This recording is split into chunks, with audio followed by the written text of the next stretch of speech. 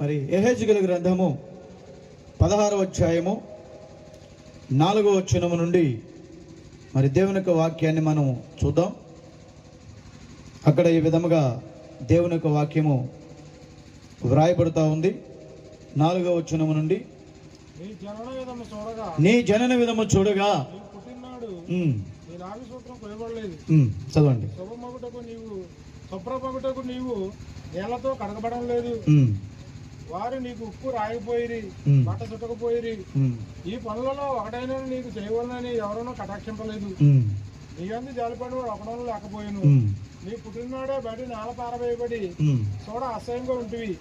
అయితే నేను నీ యొద్దకు వచ్చి రక్తంలో పొర్లుతున్న నిన్ను చూసి, నీ రక్తంలో పొర్లి ఉన్న నీవు బ్రతకమని నీతో చెప్పి నీవు రక్తంలో పొర్లి ఉన్న నీవు బ్రతకమని నీతో చెప్పి మరియు నేల నాటబడిన సిగురు ఉద్యోగినట్లు నేను నిన్ను వృద్ధిలోకి తేగా నీవు ఎదిగి పెద్దదానివై ఆభరణభూషితురాలు అవుతుంది. ఏకాంబరమై వస్త్రహీనంగా ఉన్న నీకు స్థలములు ఏర్పడిను, తల వెంట్రుకలు పెరిగాను. మరియు నేను నీ యొద్దకు వచ్చి నిన్ను చూడగా ఇష్టము పుట్టించు ప్రాయము నీకు వచ్చి ఉండేది కనుక నీకు అవమానం కలగకుండా నిన్ను పెళ్లి చేసుకుని నీతో నిబంధన చేసుకొనగా నీవు నా గానవైతివి. ఇదే ప్రభువుకి యెహోవా వాక్కు. దేవునికి స్తోత్రములు గాక. మరొక వాక్యం కూడా మనం చదువుకుందాం. మరి అపోస్తలుడైన యోహాను రాసిన మొదటి పత్రిక 2వ అధ్యాయము మరి 13వ వచనము నుండి చదువుదాం. తండ్రులారా, మీరు ఆది నుండి ఉన్నవారిని ఎరిగి ఉన్నారు కనుక మీకు రాయిచున్నాను. యవనస్తులారా, మీరు దుష్టుని జయించున్నారు కనుక మీకు రాయిచున్నాను. చిన్నపిల్లారా, మీరు తండ్రిని ఎరిగి ఉన్నారు కనుక మీకు రాయిచున్నాను. తండ్రులారా, యవనస్తులారా, మీరు బలవంతులు, దేవుని వాక్యం మీ అందు నిల్చున్నది, మీరు దుష్టుని జయించి ఉన్నారు కనుక మీకు రాయిచున్నాను. ప్రార్థన. జీవము కలిగిన తండ్రి, పరిశుద్ధుడైన ప్రభువా, ఈ సమయంలో రాయబడిన వాక్యం మీది. ఈ వాక్యానికి అనువాదకులు మీరై ఉన్నారు ప్రభువా. నిశ్చయముగా రంగంలోనికి మిమ్మల్ని ఆహ్వానిస్తూ ఉన్నాను. ఇక్కడ జరుగుతున్నటువంటి సభను మీ చేతులకు అప్పగిస్తున్నాం. కూడి వచ్చినటువంటి ప్రజలు మీకు అప్పగిస్తూ ఉన్నాం ప్రభువా. ప్రతి వారితో మీరు మాట్లాడమని ప్రార్థిస్తున్నాం. ఈ యవనస్తుల యొక్క ప్రభువా, ఈ సభలో యవనస్తుల యొక్క నాయన మరి ఈ యొక్క కూడికలో మరి ఒక యవనురాలను గుర్తు చేసుకుంటూ నీ వాక్యాన్ని ప్రభువా మరి ధ్యానించడానికి ముందుకు వెళ్తుండగా వ్రాయబడిన ప్రతి మాటలో నుండి, ప్రతి వచనములో నుండి అందరితో మీరు మాట్లాడండి. నీ ఆత్మతో ఆత్మను అభిషేకం చేయండి. మీరే రంగంలోనికి రావాల్సిందిగా నేను కోరుతున్నాను ఆయన. ప్రభువా, మేము మీ వారము, ప్రభువా మేము మీ ప్రజలము, మీరు మేపెట్టేటువంటి ఆయన గొర్రెలమై ఉన్నామని ఆయన స్తోత్రములు. ఇదిగో ఇక్కడికి వచ్చిన ప్రతి ఒక్కరికి సరైన వాక్యాహారముతో మీరు వారిని తృప్తిపరచండి. అనేక సంగతులు తేటగా సూటిగా మీరే మాట్లాడమని ప్రార్థిస్తూ ఉన్నాం. ఇదిగోనైనా మరి స్థలానికి వచ్చిన, ప్రాంతాల నుంచి వచ్చిన ప్రతి ఒక్కరిని, ప్రతి యవనస్తుని, ప్రతి యవనస్తురాలుని ప్రభువా మీరు జ్ఞాపకం చేసుకోండి. యేసుక్రీస్తు నామములో ప్రార్థన చేస్తూ ఉన్నాను, ఆమేన్. అందరూ కూర్చోండి. మరి ఇక్కడ మనం జాగ్రత్తగా మనం గమనించినట్లయితే నా ప్రియమైన దేవుని పిల్లారా, దేవుని యొక్క వాక్యాన్ని మనం చూడొచ్చు. దేవుడు ఎప్పుడు కూడా తన పిల్లలతో ఆయన ఎంతో స్పష్టంగా మాట్లాడే దేవుడై ఉన్నాడు.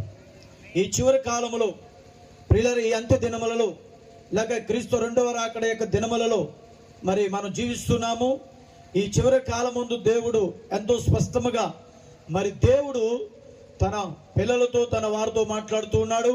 అదే సమయంలో ఈ ప్రపంచాలతో కూడా దేవుడు ప్రియులారా తన యొక్క సేవకులలో నుండి మాట్లాడుతూ ఉన్నాడు. దేవునికి స్తోత్రం.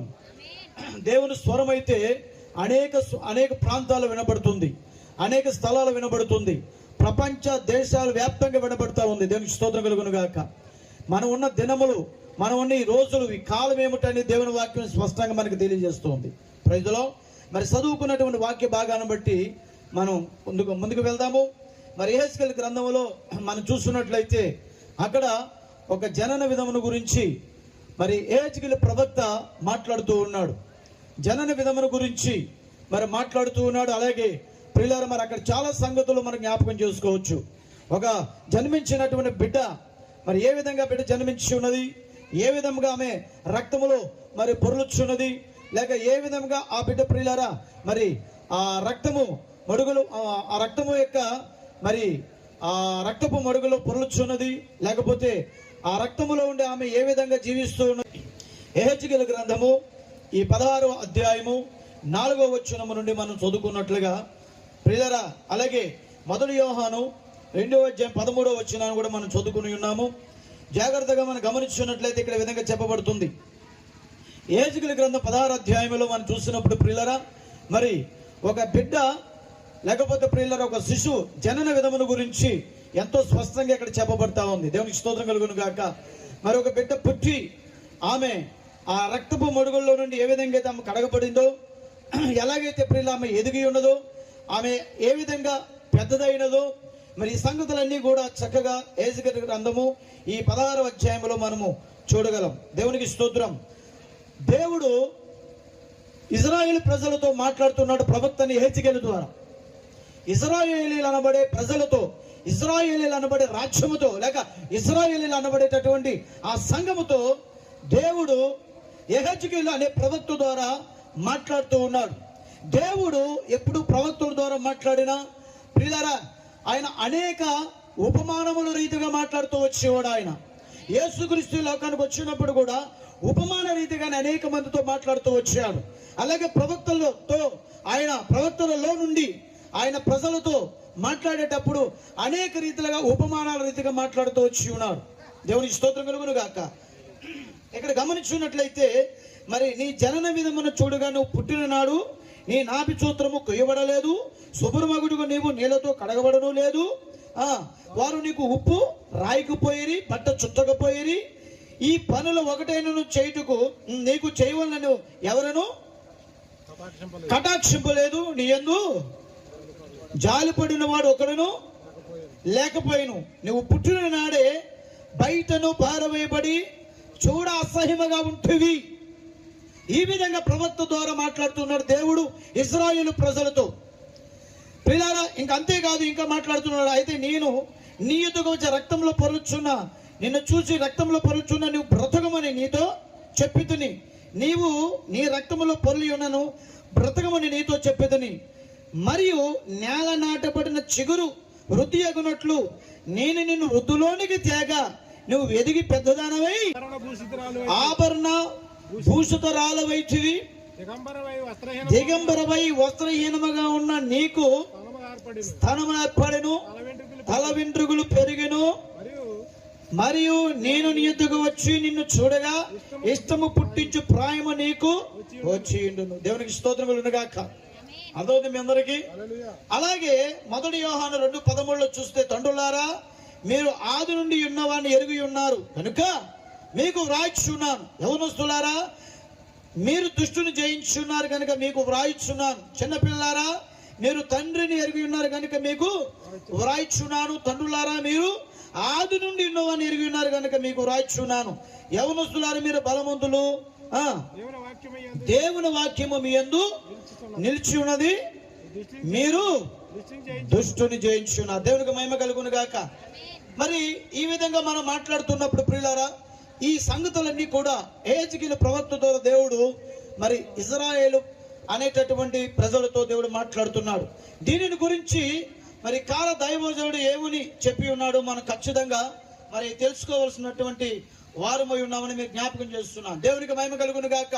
ఎందుకంటే ప్రియులారా, ఇజ్రాయేల్ ప్రజలు ఏ స్థితిలో ఉన్నారు, ఇజ్రాయేల్ ప్రజలు ఎలాంటి మరి క్రియలతో ఉన్నారు, ఇజ్రాయేల్ ప్రజలు దేవునికి ఏ విధమైనటువంటి ప్రియులారా మరి రీతిలో ఉన్నారనే విషయాన్ని ప్రవక్త ఎంతో స్పష్టంగా ఇక్కడ చెబుతూ ఉన్నాడు. దేవునికి స్తోత్రం కలుగును గాక.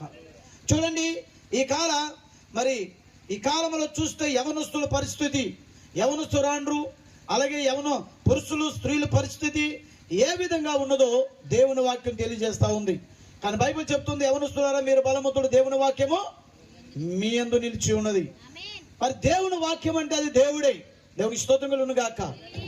యవనస్తులైనటువంటి వారు బలవంతులు, వారి బలము నిజంగా ప్రియులారా గమనించండి, యవనస్తులుగున్న బలము దేవుడే, యవనస్తులుగున్న బలము ప్రార్థన, యవనస్తులుగున్న బలము దేవుని వాక్యమై ఉన్నది.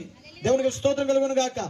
మరి యవనస్తులు ఎప్పుడు బలవంతులు అంటే దేవుని వాక్యానికి లోబడినప్పుడు, దేవుని వాక్యం మీలో ఉన్నప్పుడు, దేవుడు మీలో ఉన్నప్పుడు యవనస్తులు ఖచ్చితంగా బలవంతులుగా ఉండగలరు. దేవునికి మహిమ కలుగును గాక. ఎలాంటి బలం అది? లోకాన్ని జయించే బలం, సాతాను శక్తులను జయించే బలం. హల్లెలూయా. ఈ లోక కార్యాలు జయించే బలము, లోకము నుండి వేరయ్యే బలము. ఆమేన్. ప్రతి యవనస్తుడు, ప్రతి యవనస్తురాలు ఉన్న బలము ఏంటంటే అది దేవుని వాక్యమే. ఎంతమంది దేవుని స్తుతిస్తారు? ఎంతమంది ఇక్కడ దేవుని కనబరుస్తారు? హల్లెలూయా. ఈ రోజు యవనం తీసుకొచ్చిన మీ అందరూ కూడా, మీతోనే మాట్లాడుతున్నాను నేను, యవనం తీసుకొచ్చిన మీరందరూ కూడా దేవుని వాక్యం ఏమని తెలియజేస్తున్నాను? మీరు బలవంతులు. అది ఖండ బలము కాదు, శరీర బలము కాదు, ధన బలం కాదు. ప్రియులారా, ఇలాంటి బలాల గురించి మాట్లాడుతా, కుల బలము, లోకంలో రకరకాల బలాలు ఉన్నాయి. అలాంటి బలం ఏమీ కాదు.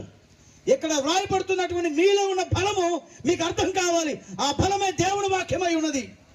ఆ బలము దేవుడు. ఎంతమంది దేవుని స్తుతిస్తారు ఇక్కడ? హల్లెలూయా.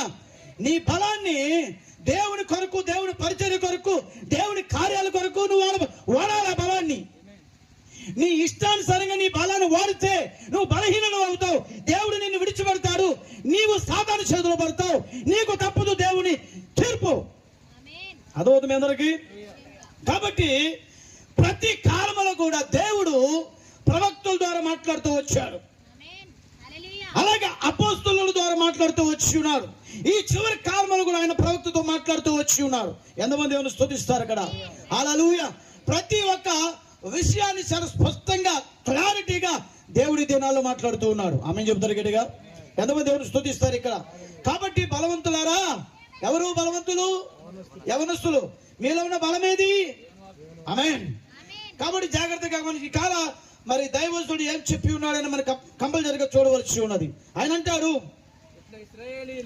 ఇక్కడ, మనం యెహెజ్కేలు గ్రంథం 16వ అధ్యాయంలో ఈ యొక్క 4వ వచనము నుండి మనం చదువుకున్నాం కదా. ఇక్కడ దీని యొక్క భావాన్ని, దీని యొక్క చరిత్ర, దీని యొక్క అర్థాన్ని, దీని యొక్క రహస్యములను ఇప్పుడు మనం తెలుసుకోబోతూ ఉన్నాము. నిజంగా ఒక చిన్న బిడ్డను గురించి ఆయన మాట్లాడా? లేదు. ఇజ్రాయేల్ ప్రజల గురించి ఆయన మాట్లాడుతున్నాడు. ఒక సంఘాన్ని గురించి మాట్లాడుతున్నాడు. హల్లెలూయా. ఒక మరి విశ్వాసం గురించి మాట్లాడుతున్నాడు ఆయన. దేవుని ఎరిగిన ప్రజల గురించి మాట్లాడుతున్నాడు ఆయన. వింటున్నారా? Praise the lord. చూద్దాం. ఆయన అంటాడు, ఇక్కడ ఇశ్రాయేలీలు ఈ లోకములో నిర్ణయించబడిన ఊబిలో,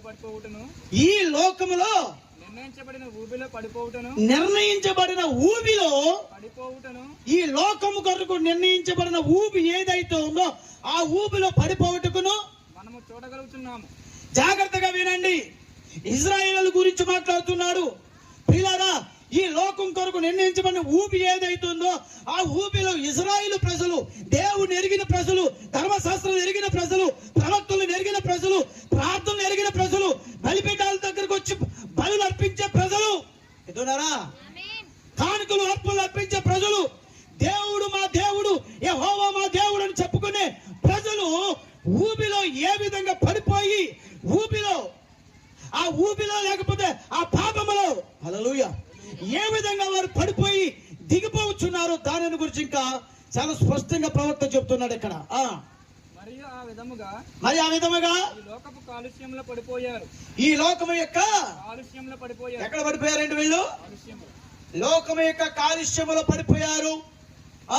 వారిని త్రవ్వి వెలుపలకు తీయుట కొరకు ఈ ప్రవక్త అక్కడకు పంపబడిన. ఇప్పుడు చూస్తున్నారా, ఇశ్రాయేలు ప్రజలు ఎలాంటి స్థితిలో పడిపోయారంట? లోకము యొక్క కాలుష్యము లేక ఊబిలో పడిపోతే, ఆ ఊబిలో దిగిపోయి, ఆ పాపంలో దిగిపోయి, దేవునికి వ్యతిరేకమైన కార్యాలు, దేవునికి వ్యతిరేకమైన పనులు, దేవునికి వ్యతిరేకమైన అవిశ్వాస పనులు వచ్చేస్తున్నప్పుడు వారు ఎక్కడ దిగిపోతున్నారు అనేది యెహెజ్కేలు ప్రవక్త చెప్తున్నాడు. ఇక్కడ ఊబిలో దిగిపోతున్నారు, ఆడలు దిగిపోయారు, లోకము యొక్క కాలుష్యంలో పడిపోయారు. వారిని త్రవ్వి, ఆ ఊపిని త్రవ్వి వారిని బయటికి తీసుకొచ్చే విధానం గురించి ప్రవక్త మాట్లాడుతున్నాడు ఇక్కడ. ఈ రోజు అనేకమైన యవనస్తులు, అనేకమైన కుటుంబాలు అలాగే ఊబిలో దిగిపోతున్నామన్న సంగతి కూడా తెలియట్లేదు వాళ్ళకి. పాపములో దిగిపోతున్నాం, మరణములో దిగిపోతున్నాం, దేవునికి వ్యతిరేకమైన కార్యాలు చేస్తూ దేవునికి దూరం అవుతున్నామన్న విషయం కూడా తెలియని ఆత్మీయ మధ్యమరుపులో ఉన్నారు ఈనాడు చాలా మంది క్రైస్తవులు. విన్నారా? బైబిల్ చదువుతూనే ఉన్నారు, పాటలు పాడుతూనే ఉన్నారు, ప్రార్థన చేస్తూనే ఉన్నారు, ఊపిలో దిగిపోతూనే ఉన్నారు. ఎటున్నారో అర్థమవుతుంది మీకు? ఎక్కడ దిగిపోతున్నారు? ఊబి లాగేస్తా ఉంది లోపలికి, ఆకర్షిస్తా ఉంది ఈ లోకం, ఈ లోక కార్యములు, ఈ లోక పనులు, పాపం, ఇదంతా ఒక ఊబి. ఎటున్నారు యవనస్తులారా? ఈనాడు యవనస్తులు భయంకరమైనటువంటి స్థితిలో వారు దిగిపోతూ ఉన్నారు. ఈనాడు క్రైస్తవ సంఘాలు దిగిపోతా ఉన్నాయి. ఇజ్రాయెల్ గురించి ప్రవక్త చెప్తున్నాడు ఇక్కడ ఈ 16వ అధ్యాయంలో ఉన్న సంగతి. మీకు అర్థమైతే దేవునికి స్తోత్రం చెప్పొచ్చు. ఓకే, వారితో వారి స్థితిని చెప్పుటకు అక్కడ ప్రవక్త వారితో వారి స్థితిని చెప్పుటకు, వారి స్థితి అంటే వారు ఊపిలో దిగిపోయే స్థితిని గురించి, వారు ఏ స్థితిలో ఉన్నారు, ఎలాంటి పరిస్థితుల్లో ఉన్నారు చెప్పడానికి, తెలియజేయడానికి అక్కడకు ప్రవక్త పంపబడి ఉన్నాడు. అక్కడికి ఒక ప్రవక్తను దేవుడు పంపించాడు. ప్రతి కాలంలో కూడా దేవుడు అలా చేస్తూనే ఉన్నాడు. నీ స్థితిని తెలియజేయడానికి, నువ్వు ఏ స్థితిలో ఉన్నావు, ఏ పరిస్థితిలో ఉన్నావు, ఎలాంటి ఊపిలో పాపములో ఉన్నావో నీ స్థితి నీకు తెలియజేయడానికి ప్రతి కాలంలో దేవుడు ఒక ప్రవక్తను పంపుతూనే ఉన్నాడు తన ప్రజల దగ్గరికి. హల్లెలూయా. తన సేవకులు పంపుతూనే ఉంటాడు నీ స్థితిని గుర్తు చేయడానికి. లోరీ అయితే అక్కడ ఆయన అంటాడు, దేవుడు తన కృప వలన, వింటున్నారా? అర్థమవుతుందా? ఆమేన్. అందరూ సజీవంగా ఉన్నారా? సజీవంగా ఉన్నవారు దేవుని స్తోత్రం చెప్పండి గట్టిగా. ఎంతమంది దేవుని స్తోత్రిస్తారు ఇక్కడ? హల్లెలూయా. జాగ్రత్తగా వినండి. అక్కడ అంటాడా, దేవుడు తన కృప వలన, దేవుడు తన కృప వలన భూమిపై ఉన్న జాతులలో నుండి, భూమిపై ఉన్న జాతులలో నుండి ఇశ్రాయేలును ఎన్నుకొనెను. ఎవరిని? ఇశ్రాయేలు. ఎంతో మంది జాతులు ఉండగా ఇశ్రాయేలు ప్రజలను దేవుడు ఎన్నుకున్నాడు. అనేకమైన జాతులలో నుండి ప్రత్యేకమైన జనాంగముగా ఇశ్రాయేలు ప్రజలు ఎన్నుకున్నాడు ఆయన. హల్లెలూయా. అలాగే అనేకమైన కుటుంబాలు ఉండగా, అనేకమైన జాతుల వారు ఉండగా, అనేక మంది ప్రజలు గొప్పవారు ఉండగా దేవుని వాక్యము, దేవుని వర్తమానము నిన్ను ఎన్నుకునే దానికి, ఎన్నుకుని నిన్ను పిలిచేదానికి ఈ రోజు ఈ వాక్య వెలుగు నీ దగ్గరికి వచ్చి ఉన్నది. Praise the lord. చూడండి అక్కడ అంటాడు, కృప కార్యమును చేసెను, కృప ఆ కార్యమును చేసెను. అబ్బా, దేవునికి స్తోత్రం. ఎన్నుక అనేది చాలా గొప్ప కార్యం. బలాన్ని చూసి, ధనాన్ని చూసి, కులాన్ని చూసి, అందాన్ని చూసి, హోదాను చూసి, ఎత్తును చూసి, ఆయన రంగులు చూసి, నీకున్న పలుకుబడిని చూసి ఎన్నిక దేవుడు చేయుడు. కృప వల్ల దేవుడు ఎన్నుకుంటాడు నిన్ను. కేవలం కృప. అలాగే ఎన్నుకోబడిన వారే ఇశ్రాయేలీయులు. హల్లెలూయా. తర్వాత ఫలవంతమైన భూములను ఆయన వారికి దయచేసి, ఈ ఇశ్రాయేలు ప్రజలు అనబడేటటువంటి వారు ఐగుప్తు దేశములో నుండి వారు మోషే ద్వారా నడిపించబడి, ప్రవక్తల ద్వారా ప్రియులారా వారు యెహోషువ ద్వారా ఆ యొక్క కనాను భూమిలో స్థిరపరచబడి, ఇంకా అనేక మంది ప్రవక్తల ద్వారా వారు హెచ్చరింపబడి, హల్లెలూయా. అంతేకాదు వారికి దేవుడు ఎలాంటివి ఇచ్చాడు తెలుసా అండి? ఎలాంటివి ఇచ్చాడు ఆయన? భూములను ఆయన వారికి, ఫలవంతమైన భూములను, ఫలవంతమైన భూములు ఇచ్చాడు దేవుడు వారికి. వారు నిర్మించని భవనములను ఇచ్చారు దేవుడు వాళ్ళకి. దేవుడు వారిని ఎన్నుకొని, దేవుడు వారిని ఎన్నుకొని దానిని చేసెను. ఆ కార్యాన్ని దానిని చేసుకున్నాడు ఆయన. వారు కొనని పొలములను, వారు కొనని పొలాలు ఇచ్చాడు ఆయన వారికి ఇచ్చెను. వారు నాటని ఆహారమును, ఆయన వారికి ఇచ్చెను. వారికి దేవుడు ఇచ్చి ఉన్నాడు. వారు త్రవ్వని బావులను, వారు త్రవ్వలేని బావులను దేవుడు వారికి ఇచ్చాడు. వారు జయించలేని విజయములను కూడా దేవుడు వారికి ఇచ్చి ఉన్నాడు. వారు అర్హులు కానప్పటికీ, వారు అలాంటి వాటికి అర్హులు కాదంట. అయినప్పటికీ ఆయన వారికి కృపను చూపెను. ఆయన వారికి చూపింది ఏంటంటే కృప. ఎంతమంది సభ్యులు కూడా దేవుని స్తుతిస్తారు ఇక్కడ. హల్లెలూయా. అర్హులు కానటువంటి వారికి దేవుడు ఇచ్చింది ఏమిటి? కృప. ఈ రోజు యేసుక్రీస్తును ఆరాధించడానికి, యేసుక్రీస్తు పేరు చెప్పడానికి, ఈ వాక్యం దగ్గరకు వచ్చి కూర్చోడానికి, రక్షణ పొందడానికి ఏ అర్హత మనకు లేదు. ఎంతమంది దేవుని స్తుతిస్తారు ఇక్కడ? ఎంతమంది దేవుని కనబరుస్తారు ఇక్కడ? ఏ అర్హత లేనటువంటి మనలను అర్హులుగా ఈ రక్షణకి మనకి కర్తలుగా చేసి ఉన్నారు. దేవునికి స్తోత్రము.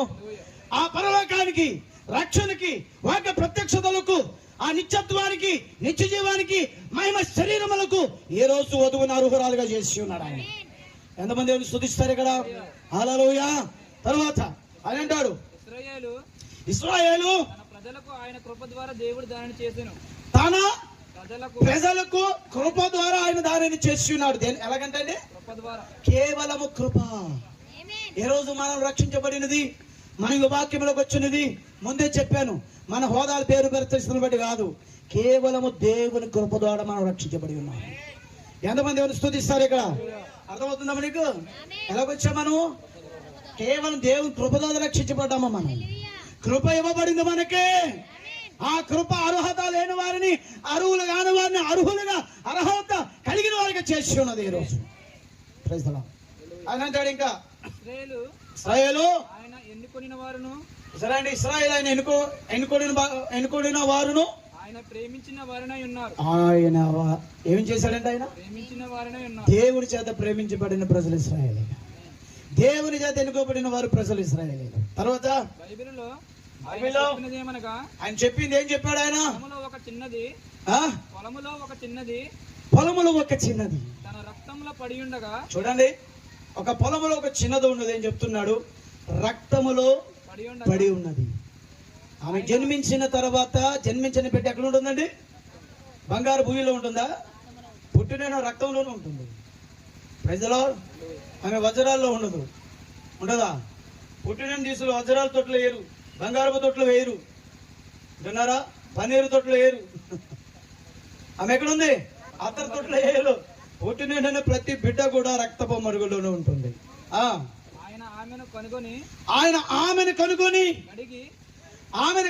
ఆమెను కడిగి ఏం చేశాడంట? ఆ చిన్నదానిని శుభ్రపరిచి చేయవలసినంతయు చేశాడు చిన్నదానికి. ఆ చిన్నది ఎవరు కాదు, ఇశ్రాయేలీలై ఉన్నారు. హల్లెలూయా. అయితే ఆమెకు తన కృపలన్నిటిని ఆయన దయచేసిన తర్వాత, చూశారండి, ఆమెకి ఇవ్వవలసిన కృపలన్నిటిని చేశాడు, ఏది దాయలేదు. ఇదంతా వాక్యమే, ఇదంతా వర్తమానమే. ప్రతి కృప కూడా ఆమెకి ఏమేమైతే ఇవ్వాలో అవన్నీ ఇచ్చి ఉన్నాడు. ఎంత కృప చూపాడు అంత కృప చూపాడు ఆమెకి. ఎంత ప్రేమించాలో అంత ప్రేమించాడు ఆమెని, చిన్నదాన్ని. ఎంత జాలిపడాలో అంతగా జాలిపడ్డాడు. ఆమెను ఎంత కడగాలో అంతగా కడిగేశాడు. ఎంతగా శుద్ధి చేయాలో అంతగా శుద్ధి చేశాడు. హల్లెలూయా. ఓకే. తర్వాత ఆమె ధనవంతురాలైనది. ఇవన్నీ కృపలు పొందుకున్న తర్వాత, ఐశ్వర్యమంతా వచ్చిన తర్వాత ఆమె ఏమైందంటే ధనవంతురాలైనది, ఆశీర్వదించబడిపోయినది, దీవించబడినది, అభివృద్ధి చెందినది. ఏమవబడింది? కృప ఇవ్వబడింది. ఆమె ధనవంతురాలయ్యింది. అప్పుడు ఆమె ఏం పొందుకుందట? ఆమె మతి మరుపు. ఏంటి మతి మరుపు? దేవుడు ఆమెకి ఏమేమైతే చేశాడో, ఎలాంటి కార్యాలైతే చేశాడో, ఎలాగైతే అభివృద్ధిలోకి తీసుకొచ్చాడో, ఎలాగ వృద్ధిలోకి తీసుకొచ్చాడో, ఆమె పాపను ఎలాగైతే కడిగాడో, హల్లెలూయా, ఎలాగైతే కృపలు చూపాడు ఆమెకి, ఆమేన్, సమస్తాన్ని ఎలాగైతే ఇచ్చాడో, ఎలాగైతే ఆమెను అంచులంచులుగా ఎదిగింపజేశాడో, అదంతా కూడా ఆమె మర్చిపోయినది. ఆయన్ని మర్చిపోయినది. అలాంటి ఒక మధ్య మరుపులోకి వెళ్ళిపోయింది ఆమె. వింటున్నారా? పేరు మాత్రమే ఉంది ఇశ్రాయేలీయురాలు, పేరు మాత్రమే ఉంది క్రైస్తవులు, పేరు మాత్రమే ఉంది వధువా. కానీ ఈనాడు అనేకులు వారికి వారినే మధ్య మరుపులో, ఆత్మీయ మధ్య మరుపులో ఉన్నారు. ఈనాడు యవనస్తురాళ్ళు, యవన స్త్రీలు, పురుషులు, ఈనాడు సంఘాలు, ఈనాడు క్రైస్తవులు అనేక మంది దేవుడు వారి కొరకు చేసినటువంటి కార్యాలు మర్చిపోయారు. హల్లెలూయా. వారికి దేవుడిచ్చిన ఆ గొప్ప కృపను మర్చిపోయి ఆత్మీయ మధ్య మరుపులో ఉన్నారు. ఇశ్రాయేలీయులు కూడా అలాగే ఉన్నారు. అక్కడ చిన్నది. ఈ ఆశీర్వాదములన్నీ ఎక్కడి నుండి వచ్చినవో వింటున్నారండి?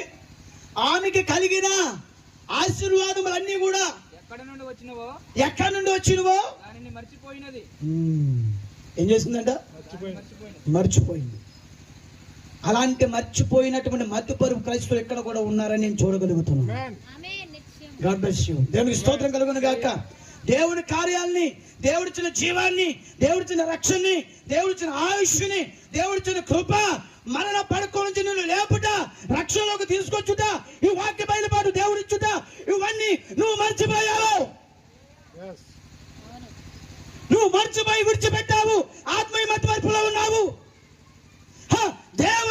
మర్చిపోతే ఈ భూమి మీద నీకు ఇక ఆయుష్ దినాలే లేకుండా పోతాయి. తెలుసా? నువ్వు బ్రతుకుతున్నావంటే దేవుని కృప, నీ పిల్లలు బతుకుతున్నారంటే దేవుని కృప, నువ్వు ఇంకా భూమి నడుస్తున్నావు దేవుని కృప, ఇంకా భోజనం చేస్తున్నావు దేవుని కృప, నువ్వు వస్త్రం ధరించి ఇక్కడికి వచ్చావంటే దేవుని కృప. ఇవన్నీ దేవుడిచ్చాడు. కానీ దేవుని పట్ల ఎలాగ జీవించాలి, నైతిక విలువలు, పరిశుద్ధత, యథార్థత, నీతి, ప్రార్థన, వాక్యానుసారమైన జీవితం, ఇట్లాంటివి ఏమీ లేకుండా ఆత్మీయ మధ్య మరుపులో పడిపోయి ఊపిలో దిగిపోయి కన్ను మిన్ను కానకుండా నువ్వు నడుస్తున్నావు, జీవిస్తున్నావు, నీ ఆయుష్ దినాలు తగ్గిపోతాయి. అర్థమవుతుందా బాయ్? నీ ఆయుష్ దినాలు తగ్గిపోతాయి. రాసి పెట్టుకుని డైరీలో నేను చెప్పింది నెరవేరకపోతే అప్పుడు అడగండి. బతికేవాడిని అనుకుంటున్నారా మీరు? దేవుడు బతికించుకున్నాడు మిమ్మల్ని. అన్ని సమృద్ధిగా ఉన్నాయి అనుకుంటున్నారా? దేవుడు ఇచ్చాడు. ఆయన అనుకుంటే సెకండ్ లో భూమి మీద లేకుండా చేస్తాడు మీ అందరినీ. రాసి పెట్టుకున్న డైరీలో ఒక్కొక్క కార్యము అవిశ్వాసుల పట్ల దేవుడు కార్యం చేయబోతున్నాడు. హల్లెలూయా. ఆత్మీయ మధ్య మరుపులోకి దిగజారిపోయిన క్రైస్తవులు, నీచమైన పనులు చేస్తున్న క్రైస్తవులు, మీరు క్రైస్తవులా?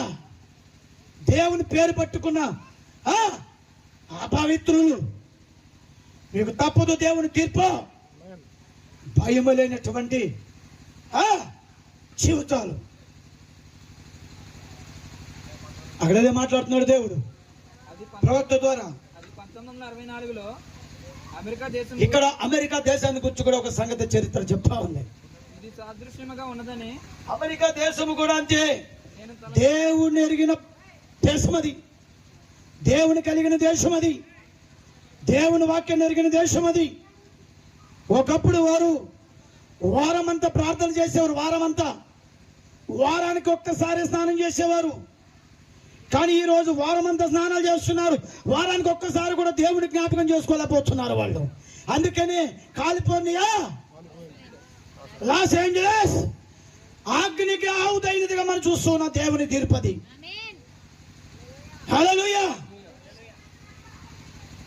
దేవునికి వ్యతిరేకంగా నిలబడిన ఏ దేశాన్ని, ఏ పట్టణాన్ని, ఏ వ్యక్తిని చూసి ఉపేక్షించడు ఆయన. హల్లెలూయా. అర్థమవుతుందా? అర్థమవుతుందా నీకు? దేవునికి మహిమ కలుగును గాక. సూటిగా ఈ రోజు మీతోనే మాట్లాడుతున్నాడు, గుర్తుపెట్టుకోండి. నేను అందుకే ముందు చెప్పి రాసి పెట్టుకోండి డైరీలో. Praise God. రాత్రి ఒక దర్శనాన్ని చూసా ఇక్కడే, ఇదే స్థలంలో. దేవునికి స్తోత్రం కలుగును గాక. తర్వాత చెప్తాను నేను. చూడండి ఇక్కడ ప్రవక్త ఏం చెప్తున్నాడు. అదే రకమైన వ్యాధితో ఆ దేశం బాధపడుతుంది.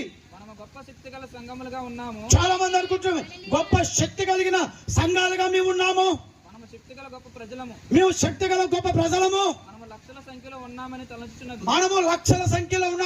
తలంచుచున్నది. నేడు దేశాలన్నీ అలాగే ఉన్నాయి. అమెరికా అలాగే ఉంది. ఓ ప్రియులారా, ఇతర దేశాలు కూడా అలాగే ఉన్నాయి. మాకు గొప్ప సంఘాలు ఉన్నాయి, గొప్ప జనములు ఉన్నారు, రాజ్య శక్తి ఉంది, ఆయుధములు ఉన్నాయి అంటున్నారా? అన్ని ఉన్నాయి అనుకుంటున్నారు వాళ్ళు. మీరు కూడా అనుకుంటున్నారు మాకు తిండానికి ఆహారం ఉంది, ఖర్చు పెట్టుకునే డబ్బు ఉంది, ఉన్నాకి ఇల్లు ఉంది, స్థలం ఉంది, ఇవన్నీ ఉన్నాయి. దేవుడు లేకపోతే నువ్వు స్టీలోకి వస్తావు. ఆయన నిన్ను మర్చిపోతే నీ స్థితి ఏమవుతుందో తెలుసా? హల్లెలూయా. లాస్ ఏంజలసే దేవదూతల నగరం ఏమైంది? నువ్వు అంతే, జాగ్రత్త. తర్వాత ఇవన్నీ ఎక్కడి నుండి వచ్చినవో మనము మర్చిపోయాము. అది ఇవన్నీ ఎక్కడి నుంచి వచ్చాయి? ఎవరి దగ్గర నుండి వచ్చాయి? ఈ గొప్ప ఆశీర్వాదము, ఈ గొప్ప ప్రియుల ఇవన్నీ కూడా ఎక్కడి నుండి వచ్చాయంటే నాకు తెలియదు. మర్చిపోయావా? అరే మర్చిపోయాను, ఈరోజు ఆదివారం అని మర్చిపోయాను. అరే ఈరోజు ఆదివారమా అనే స్థితికి నాడు క్రైస్తవ్యం దిగజారిపోయింది. ఈరోజు బుధవారం కూడికెళ్ళి వేళ బుధవారమా మర్చిపోయారు. ఈరోజు బైబిల్ స్టడీ ఉంది, అరో ఈరోజు బైబిల్ స్టడీ కదా, అరే మర్చిపోయాను. వాక్య ప్రకారం జీవించే విధానం ఒకటి ఉంది, మర్చిపోయాను.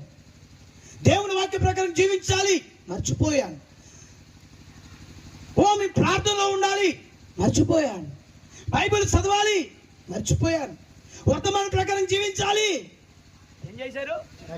మర్చిపోయారు. ఇన్ని మర్చిపోతే దేవుడు నిన్ను మర్చిపోడా? నిన్ను మర్చిపోతే ఆయన నువ్వు ఉండగలవా? అడుగు తీసి అడగగలవా? ఆయన నిన్ను మర్చిపోతే, అందుకే దేవుడు మరలా జ్ఞాపకం చేస్తున్నాడు, హెచ్చరిక చేస్తున్నాడు. వారికి ఒక ప్రవక్తను దేవుడు ఇచ్చాడు. ఈ కాలానికి మనకు ఒక ప్రవక్తను దేవుడు ఇచ్చాడు. Praise the lord. వారికి ఒక హెచ్చరిక వర్తమానం ఉంది. ఈ రోజు మనకు ఒక హెచ్చరిక వర్తమానం ఉంది.